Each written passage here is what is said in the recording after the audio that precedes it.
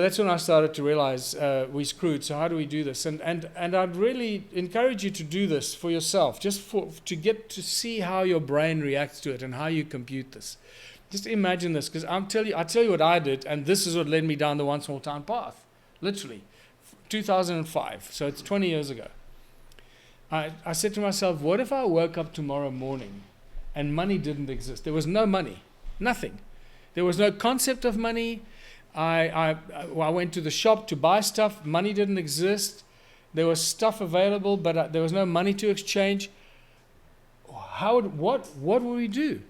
How would we get stuff? How would we bake bread? How would we grow food? How would we exchange? And I started to think about the world without money. And at first, it is an unimaginable problem that you can't solve.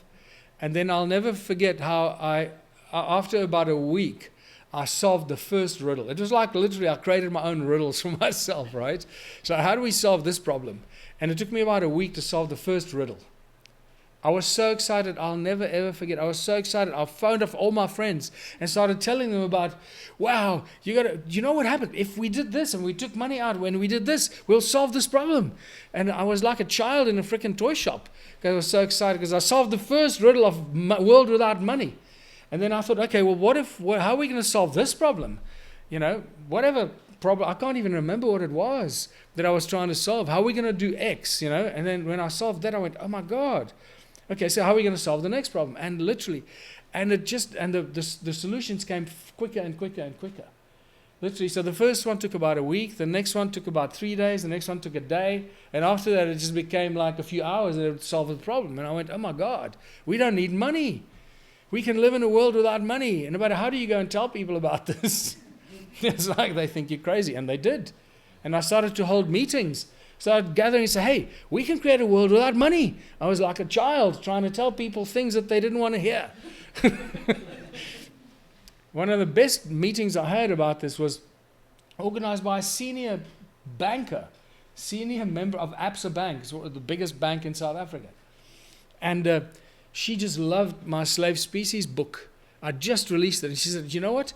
And because I've been talking about a world without money and contributionism. It's when I came up with the word contributionism, and we contribute towards the well-being of our community. That's the real value.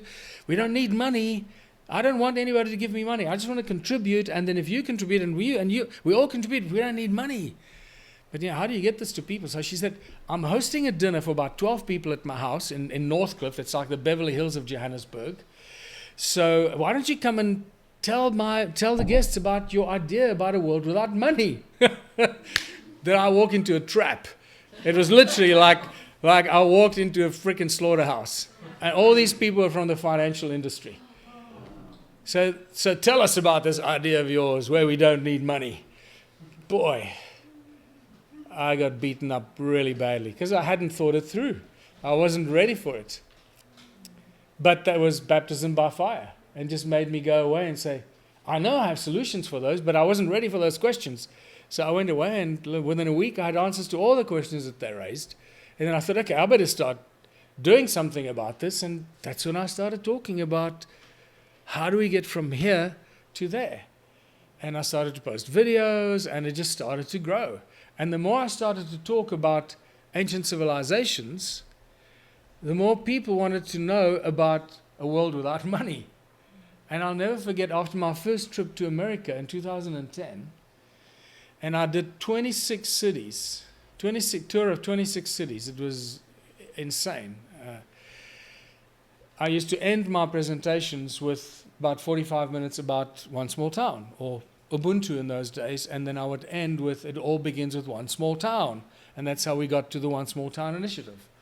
And I found that at the end of my lecture of ancient civilizations, the technology, everything, all the people wanted to know and talk about was one small town. And how do we get out of this mess? So I was faced with a dilemma. I said, so what do I do? Do I continue researching ancient civilizations, or do I put my focus on the One Small Town initiative? And it was very obvious. It's got to be one small town. Because if we don't have a future, then what's the point? We've got to learn from the ancient past and from our experiences of the past, and make it work for us today. So everything I've learned from our ancient civilizations, put it into use.